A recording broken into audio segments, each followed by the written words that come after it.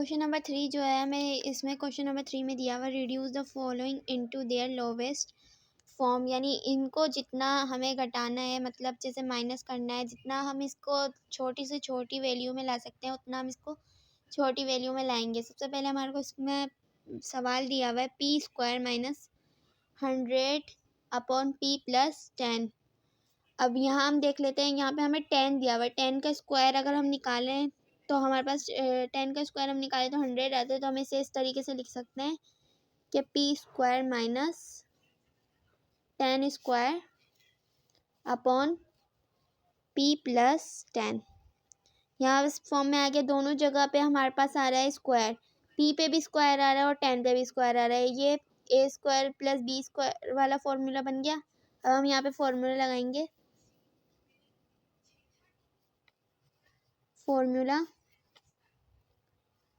ए minus B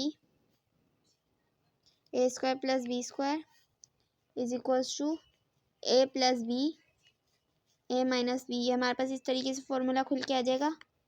अब यहाँ हम देखेंगे, सबसे पहले हमारे को पी की वैल्यू को करना है।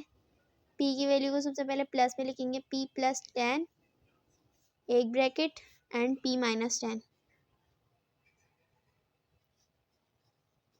यहाँ पे स्क्वायर नहीं आएगा। अपॉन में नीचे जो वैल्यू हमारे पास चली थी वो चलेगी, क्योंकि हमने ऊपर वाली वैल्यू में फॉर्मूला लगाया ना कि नीचे वाली में। तो p प्लस 10 ये हमारे पास एज इट इज चलेगी। p प्लस 10 और p प्लस 10 है ना, एक जैसी वैल्यू हो गई। यहाँ पे हमारे पास कट हो जाएंगी, दोनों हमारे पास कट हो गई। तो हमारे पास आंसर क्या बना, p माइनस 10 हमारा आंसर है। पहले वाले पार्ट में हमने फॉर्मूला लगाया था, इस वाले पार्ट में हम कॉमन निकालेंगे क्योंकि एक जैसी वैल्यू दे रखी है हमारे पे। पहले 3 को देख लेते हैं, यहाँ पे हम कॉमन निकालने के लिए देख लेते हैं हमारे पास क्या चीज़ें सेम है। यहाँ पे हमारे पास सेम है 3a स्क्वायर एंड 3a और 3a दोनों में हमारे पास दिया हुआ है 3a आ जाएगा। सबसे लोवेस्ट फॉर्म, लोवेस्ट पावर वाली वेरिएबल को हम यहाँ रखेंगे। यहाँ पे हमारे पास a1 है और यहाँ पे भी a1 है, लेकिन यहाँ पे a2 है और यहाँ पे a2 नहीं है, इसलिए a1 की वैल्यू हमने यहाँ रख ली। अब हमारे पास सिंपल आ जाएगा, यहाँ से हमारे पास बचा है ए के हमने यहाँ ले लिया, ए के हमारे पास बचा है और प्लस बी बचा है क्योंकि 3 है हमारे पास कॉमन आ गया। अब अपॉन में हम लिखेंगे, अपॉन में अब हम देखेंगे यहाँ से कॉमन क्या निकल सकता है। यहाँ से निकलेगा 3 क्योंकि तीनों में आ रहा है। 3a दोनों तीनों में आ रहा है। 3 को हम इससे डिवाइड कर देंगे तो यहाँ पे भी 3a से मल्टीप्लाई हो सकता है, डिवाइड हो सकता है। 3 हमारे पास कॉमन आ गया। अब यहाँ से हमने ए के ले लिया तो हमारे पास एक ए बच गया, प्लस 3 को अगर हम 6 से डिवाइड करते हैं तो हमारे पास 2 आ जाता है, 2b आ जाएगा, ए हमारे पास हैगा, प्लस 3a हमारे पास हैगा। हम सिंपल बी स्क्वायर ले लेंगे यहाँ से। ये वैल्यू अब हमारे पास बन के आ गई है। यहाँ पे हम देखते हैं क्या चीज़ सेम है, 3a और 3a एक जैसा था कि कैंसिल हो गए। हमारे पास आंसर क्या बना, a plus B A plus 2b plus B square. ये हमारे पास आंसर बन गया इसका। नेक्स्ट क्वेश्चन देखेंगे। नेक्स्ट क्वेश्चन भी बहुत इजी है, इसको भी इसी तरीके से सॉल्व करते हैं। a minus B upon A plus B, ये वाली वैल्यू जो है हमारे पास इसी तरीके से चलेगी। दूसरी वैल्यू में जो हमें सॉल्यूशन करना है हम उसे देख लेते हैं। अब हमारे पास एक वैल्यू दे रखी है ए स्क्वायर और एक वैल्यू दे रखी है ए बी, तो यहाँ पे से हम ए कॉमन ले सकते हैं। यहाँ से हमने ए कॉमन ले लिया, दोनों जगह पे एक जैसा था। अब यहाँ पे ए के हमारे पास बचा है प्लस, और यहाँ से ए के यहाँ पे आ गया तो हम बी लिख देंगे। इसी तरीके से नीचे देखेंगे हम, नीचे क्या कॉमन निकल सकता है, 2a और 2। यहाँ पे a इसके साथ नहीं है, सिर्फ 2 दोनों जगह पे सेम है तो हम 2 को कॉमन ले लेंगे। यहाँ से हमारे पास बचा है a स्क्वायर माइनस का b स्क्वायर। यहाँ पे देखें तो हम ए स्क्वायर और माइनस बी स्क्वायर का फॉर्मूला बन रहा है, यानी कि इसका मतलब है कि एक वैल्यू हमारे पास प्लस में है और एक वैल्यू माइनस में है। यहाँ पे लिख लेते हैं अप्लाइंग फॉर्मूला।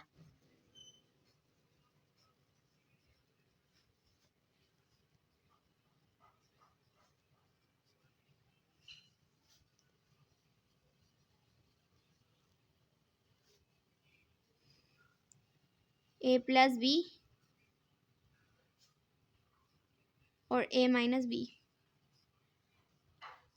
नीचे आते हैं, अब देखते हैं सबसे पहले सॉल्यूशन में ये वैल्यू हमारे पास एज इट इज चलती रह रही है, इसको हम ऐसे ही एज इट इज लिख देते हैं अपॉन ए प्लस बी।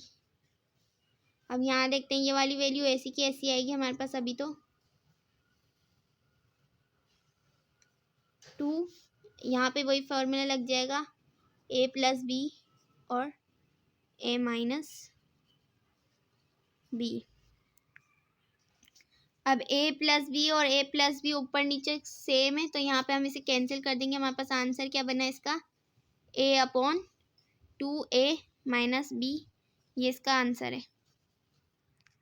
इसी तरीके से इसके पार्ट नंबर 4 को देख लेते हैं। इसमें भी ए स्क्वायर बी स्क्वायर, ये पूरी वैल्यू जो यहाँ पे लिखी हुई है ए हो जाएगी, ये हमारे पास बी हो जाएगी। तो यहाँ पे हमारे पास ए स्क्वायर बी स्क्वायर का फॉर्मूला लग सकता है जो हमने ऊपर लगाया था।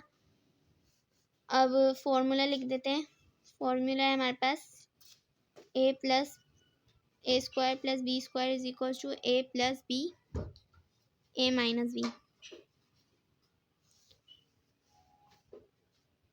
ए plus B A minus B का फॉर्मूला का हमारे पास किस तरीके से खुलेगी ये वैल्यू, एक्स प्लस वाई, ये हमारे पास हो गई ए वैल्यू प्लस जेड, ये हमारे पास हो गई पूरी एक वैल्यू बन के ए प्लस बी की।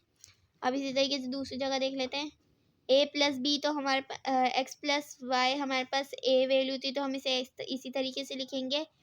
दूसरी जगह देख लेते हैं, यहाँ पे अब आ जाएगा माइनस जेड, क्योंकि अब ये माइनस की वैल्यू बन गई। एक्स प्लस वाई तो हमारे पास ए की वैल्यू थी, तो हमने ऐसी की ऐसी लिखी। जेड बी की वैल्यू थी, तो इसलिए इसके साथ माइनस लगाया फॉर्मूले के हिसाब से, upon x plus y plus z. यहाँ पे क्या चीज़ कॉमन आ रही है हमारे पास, ये दोनों वैल्यू हमारे पास कॉमन आ रही है, तो यहाँ पे हम इसे काट सकते हैं। जब ये कट जाएगी तो हमारे पास सिंपल क्या बचेगा, x plus y minus z, ये हमारे पास आंसर है। इसी तरीके से पार्ट नंबर 5 को देख लेते हैं। पार्ट नंबर 5 भी इसी तरीके से होगा। यहाँ पे अब हमें कॉमन निकालना पड़ेगा। इस सवाल को देख के तो ऐसा लग रहा है कॉमन नहीं निकल सकता, लेकिन कॉमन निकलेगा। यहाँ पे दोनों जगह m सेम है, तो यहाँ पे हमारे पास m कॉमन आ जाएगा। यहाँ पे हमारे पास क्या बचा 6 और एक m हमारे पास बच गया, क्योंकि यहाँ पे हमारे पास m स्क्वायर था, तो एक m हमारे पास यहाँ बचा। इसी तरीके से यहाँ पे भी देख लेते हैं। यहाँ पे हमारे पास कुछ भी कॉमन नहीं है, कैसा है जी नहीं। यहाँ पे हमारे पास 3 कॉमन है, नंबरिंग में कॉमन निकालेंगे। 3 को 3 से 5 को 3 को 5 से डिवाइड करेंगे तो हमारे पास आ जाएगा 15। यहाँ पे हमारे पास 3 कॉमन आ गया, m का m ऐसे ही लिखा हमने प्लस 5 अपॉन, यहाँ पे हम देख लेते हैं हमारे पास कॉमन क्या है। यहाँ पे हमारे पास 2 कॉमन निकल सकता है, नंबरिंग में कॉमन निकालेंगे। यहाँ पे हमारे पास m बचा माइनस का 2 को इतनी दफ़ा मल्टीप्लाई करेंगे 12 आ जाए, 2 6 जा 12, तो यहाँ पे हमारे पास कॉमन इस तरीके से निकल जाएगा। ये हो गया। अब हम यहाँ पे देख लेते हैं, हमने यहाँ पे एक मिस्टेक कर दी। जब m को मल्टीप्लाई करेंगे हम m हमारे पास कॉमन आ गया, 6 का 6 ऐसी माइनस की साइन बीच में लगेगी, यहाँ पे माइनस की साइन है, तो m माइनस क्या कहते हैं m पहले आएगा और 6 बाद में आएगा। तो इस पॉइंट को हम दोबारा कर लेते हैं।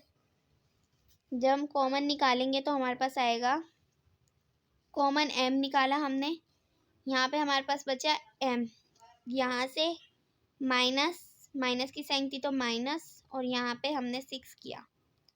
इस तरीके से यहाँ पे भी देख लेते हैं, नंबरिंग में कॉमन करेंगे तो 3 हमारे पास यहाँ आ गया, m प्लस 3 को मल्टीप्लाई करेंगे 5 टाइम तो 15 आएगा, तो इस वजह से हमने यहाँ पे 15 लिख दिया। अब यहाँ नीचे देख लेते हैं, यहाँ पे नीचे इसी तरीके से कॉमन निकाल लेंगे जिस तरीके से हमने ऊपर निकाला था, मतलब जैसे 2 कॉमन निकल गया तो हमारे पास बचा m माइनस 2 6 जा 12, इस तरीके से आ गया। अब यहाँ पे हमारे पास m minus 6 m minus 6 same है, तो हम इसे इस तरीके से लिख देंगे। अब हम यहाँ देखते हैं, हमारे पास बचा यहाँ से m और यहाँ पे 3। अब हम 3 और m को अरेंज करके इस तरीके से लिख देते हैं, 3m m प्लस 5 यहाँ से हमारे पास बचा, और अपॉन 2। ये हमारे पास आंसर है। पार्ट नंबर 6 को देख लेते हैं। पार्ट नंबर 6 इन सबसे डिफरेंट तरीके से होगा, मतलब इसमें मिडिल टर्म ब्रेक करेंगे हम। मिडिल टर्म ब्रेक कैसे करी जाती है? एक्स स्क्वायर माइनस 2 को ब्रेक करेंगे, मतलब इस ऐसा कुछ करें कि ये आंसर आ जाए। तो 2x minus x minus 3 upon x square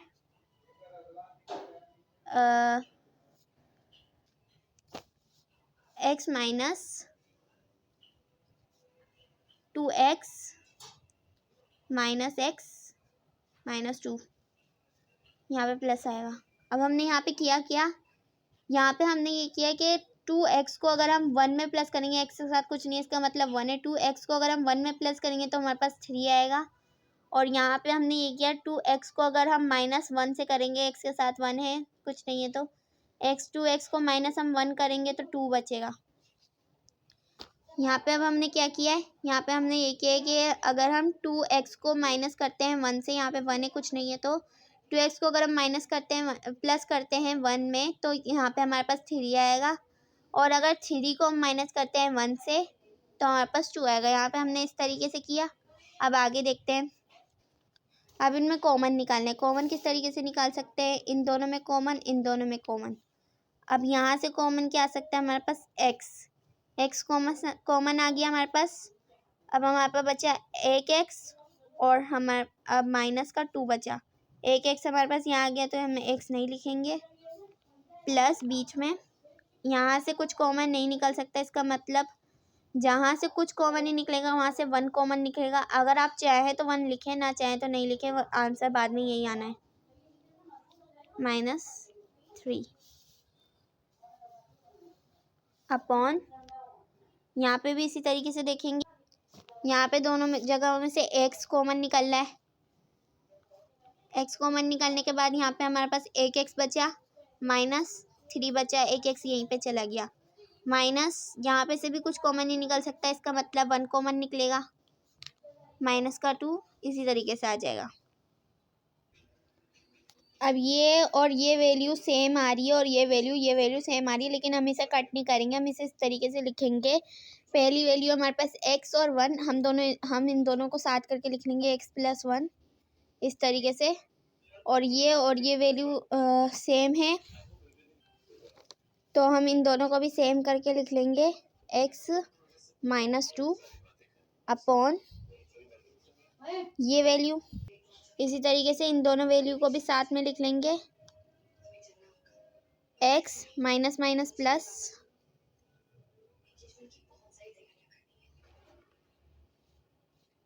और यहाँ पे भी हम इसी तरीके से लिख लेंगे, x -3, ये माइनस है, माइनस प्लस नहीं होगा, ये सिर्फ माइनस है। ये एक वैल्यू माइनस की, एक वैल्यू प्लस की, ये दोनों कैंसिल हो जाएंगी। हमारे पास बचेगा x - 2 अपॉन x -3, ये हमारे पास आंसर है। क्वेश्चन नंबर 3 कंप्लीट हो चुका है। क्वेश्चन नंबर 2 देख लेते हैं। क्वेश्चन नंबर 2 हमें दे रखा है, examine whether the following expression are rational और नॉट। वहाँ पे हमें पॉलिनोमियल मालूम करना था, यहाँ पे हमें रेशनल मालूम करना है। सवाल उसी तरीके का है।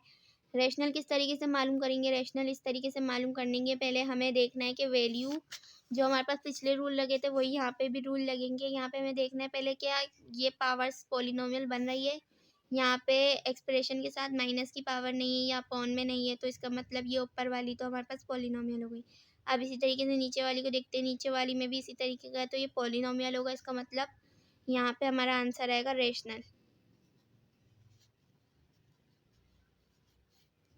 ये हमारे पास आंसर आ गया रेशनल। यानी बस हमें पहले ये मालूम करना है कि ये पॉलिनोमियल है या नहीं। अगर ये पॉलिनोमियल होता है तो ये रेशनल है, और अगर ये पॉलिनोमियल नहीं है तो ये नॉट रेशनल या इरेशनल है। नेक्स्ट पार्ट को देख लेते हैं। नेक्स्ट पार्ट में हमें इसी तरीके की वैल्यू दे रखी है, लेकिन यहाँ पे हमें रेडिकल दे रखा है। अब हम रेडिकल की पावर को रिमूव करेंगे तो यहाँ पे हमारे पास आ जाएगा 1/2 की पावर। जैसे इस तरीके से होगा, मतलब जैसे x² + 5, रेडिकल की पावर हटाएंगे तो x के ऊपर 1/2 पावर आ जाएगी, -2x upon 3x² plus 5x+4। यहाँ पे हमारे पास अपॉन में पावर आ गई, हम आगे जाएंगे ही नहीं, तो यहाँ हमारे पास आ जाएगा नॉट रेशनल।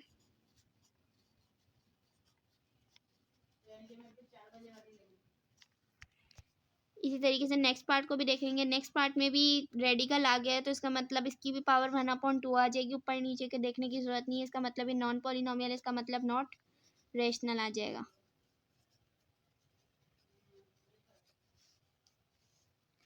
नेक्स्ट पार्ट को देख लेते हैं। अब यहाँ पे ऊपर नीचे सब जगह पे रेडिकल दे रखा है, रेडिकल की पावर हर जगह से रिमूव होगी तो 1/2 ही आएगा।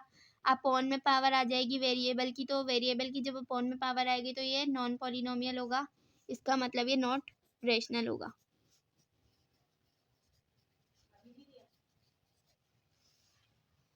नेक्स्ट को देख लेते हैं। नेक्स्ट हमारे पास पार्ट नंबर 5। अपॉन में दे रखा है, अपॉन में हमें कांस्टेंट दे रखा है ना कि वेरिएबल, जबकि हमारे पास वेरिएबल अगर हमारे पास अपॉन में आता तो ये नॉन पॉलिनोमियल बनता है, इसका मतलब नॉट रेशनल बनता है।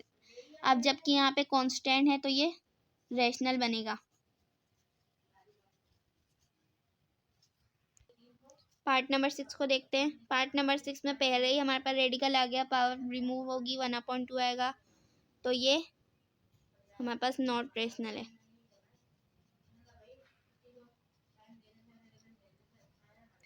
आई होप कि ये सवाल आपको समझ में आए हो।